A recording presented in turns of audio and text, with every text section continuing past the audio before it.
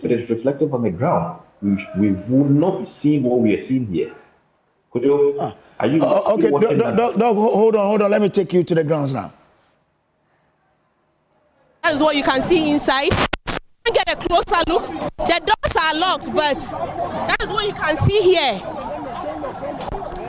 I want to.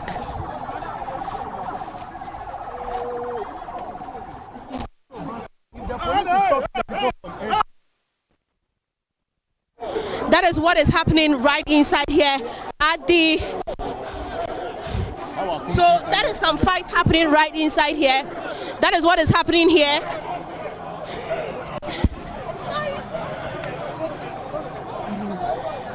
So that is the fight, that is the chaos that is happening right inside your Odorkor Methodist Church. All we saw were that we saw some marksmen enter the premises.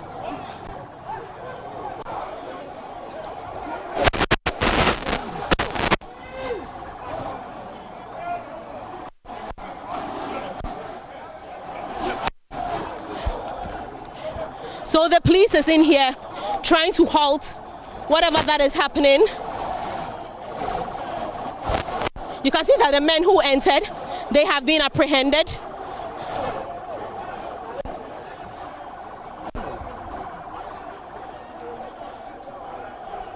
Okay, so that is what is happening. That is what, if you get a closer view, the members are fighting with the police there.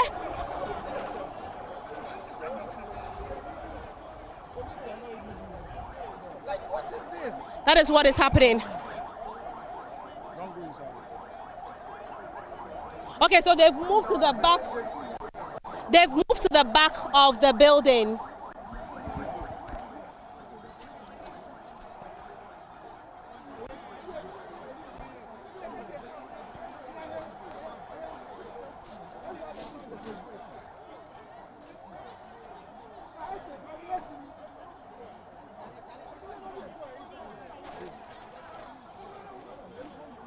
So these are some of the scenes, the sights and sounds that you are seeing in here at the Blakuma North Odorkor Methodist Church.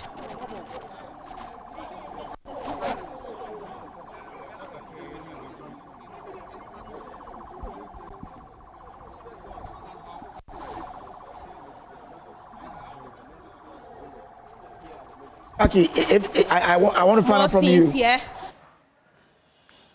Security and a lot of cars coming in here at the polling station here at the Blakuma North. There's still chaos here. There's more chaos outside here. There's more chaos outside here. There's more chaos here.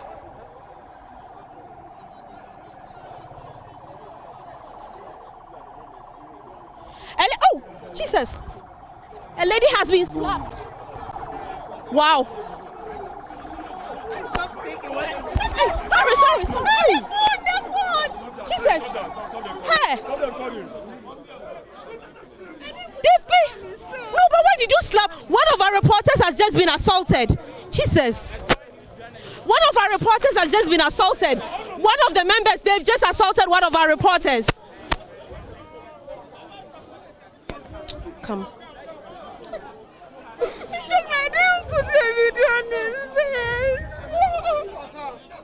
One of our reporters have been Sorry.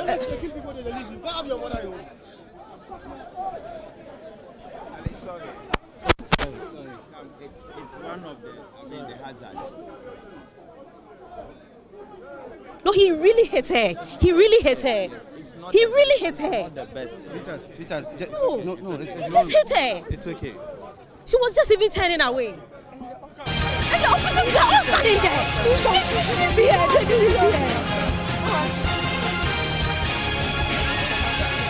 They're all standing there. Did you just see that they hit her? They were just standing there.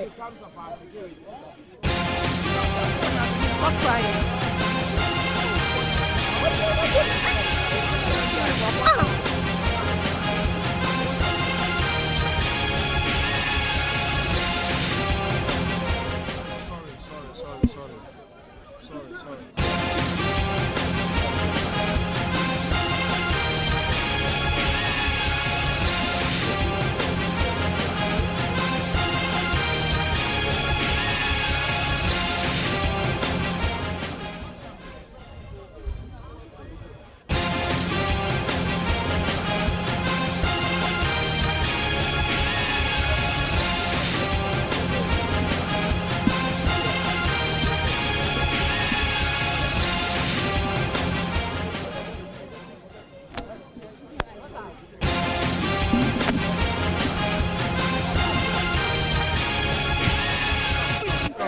Well, I mean, quite unfortunate scenes we are seeing there. I just don't know what that was about. And I'm trying to know whether the electoral materials have been destroyed, because I saw young men troop into the area. They started causing commotion. In the end, we've seen our reporter assaulted. You just cannot understand what exactly, led to that. And I'm sure we'll get Jackie on the line to help us understand, make sense of exactly what happened there. I want to understand the impact of that on the election process, because the way they came in there causing commotions, I'm sure the electoral officers had to pack and go somewhere. Those who are coming to vote probably may not even have the appetite again to come and vote. And what is all this about? I really want to understand that for an election that you're expecting about 6,000 people to vote, and we are subjecting ourselves to this level of commotion. It's just mind-boggling. This is not something we expected to see. Maybe, like Dr. Victor Odorkor was saying, this could then get the government to change its approach to this particular process. Now, if the military were there, could this have happened? And who really are they? What was their purpose? For an election to just declare or get a process completed in 19 polling stations in Ablekuma North, and young people are doing this, what for?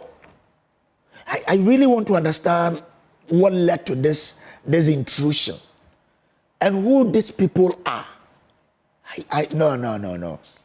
I'm sure the government is watching. I'm sure the Minister of Defense is watching. I'm sure the IGP is watching. We cannot go this way. This must be stopped. This should not escalate to anywhere else. And for those of you who are in Ablekuma, this is just your civil right to choose a leader. It is not an avenue for you to injure anyone. So please, if you're a youth in Ablekuma and someone comes to you to say, go and do this, don't. But I have Dr. Victor Odorkor with me on the line. Doc, you are seeing this. You are a security analyst. What do you make of what happened? Well, first of all, it's very disgraceful, disappointing. I hope your reporter is safe, though, and they should take care of all professional measures in trying to send this information. Now, this is exactly what we're talking about. Being preemptive and proactive with regards to, responding to the situation. Now, if you say you have 100 personnel on the ground, there is a commander over there, and there should be an approach in securing the perimeter, the inner perimeter. Was this done? If so, you would definitely have been able to stop the gentleman, because when you condone or you barricade the outer perimeter, it means everybody coming in from the outer to the inner, to the core, would have to go through some level of processes. Voters will go through. So the moment you do that, you definitely would realize that these young men coming in a group like this, with helmets on their head, so they won't be identified, with hoodies on, so they won't be identified, there's a purpose for which they are coming. You quickly respond. But yet again, if we are able to equip the police on the ground with at least batons or jack-up, okay? If you're not going to give them weapons, the patrol teams who are there should have enough on them, so that if these things happen, imagine this is the only police station we are experiencing with. What about if it happens in five police stations simultaneously? What's going to be the response mechanism? Okay? So there should be a lot of patrolling. The formed police unit should be called in. They should be able to curb this immediately before it gets out of hand. As it stands now, they lost control over them. They couldn't stop these young men. And you saw how some of them were just standing by, because you can't. Okay. So you need what? Assistance. If the government will backtrack and then call the bishop to do note, Well, Doc, I'm grateful to you. But let's bring you the. So there's our young lady. Oh, look at her eye. I mean, so this. It looks like she was punched in the eye. I mean, this cannot happen. Such a young girl. You probably end her aspiration to be a journalist from this experience. That cannot be the case. Look at her eyes, all red now. I'm really trying to keep myself from using certain words. But a young man cannot look at a young lady like this and decide to assault her for whatever reason, that you are trying to give someone's mother a job. So you have to assault a young sister. Why should that be the case?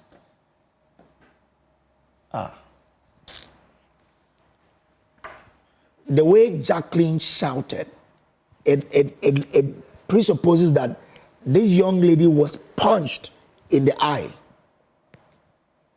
How many times have we men even punched each other in the eye? How much more a young lady? You punch that young lady in the eye just like that.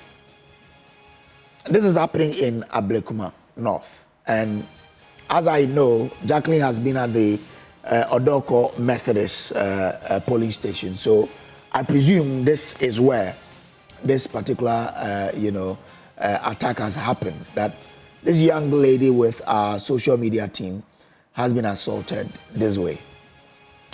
But you're still watching the coverage of what's happening in Ablekuma North. The Electoral Commission is having a rerun of 19 polling stations. And we are there in all of these 19 polling stations to bring you whatever is happening there. But Dr. Victor Doka is still with me.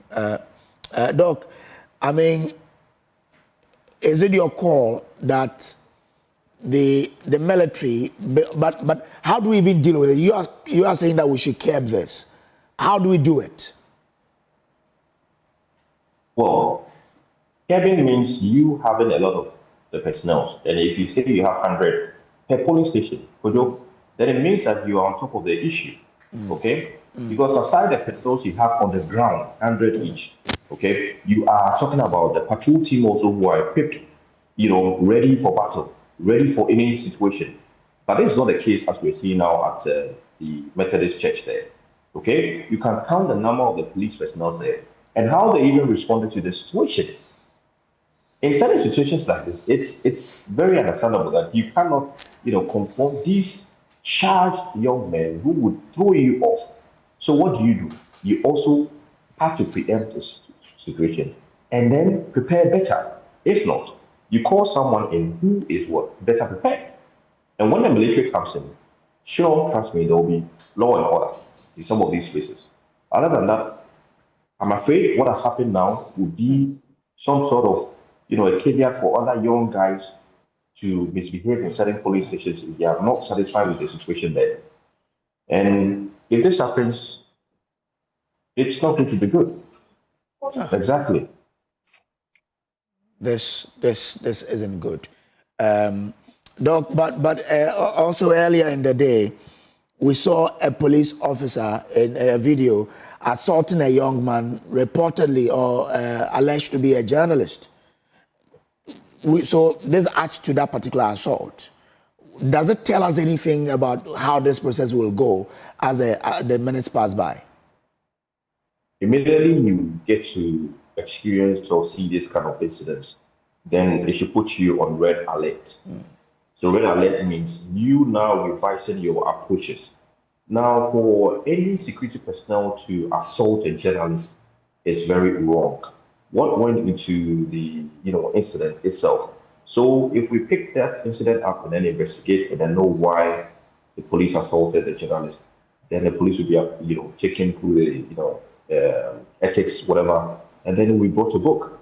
But I don't advise or encourage anybody to, in as much as you are dissatisfied with the process or whatever, assault a human being. That is very wrong.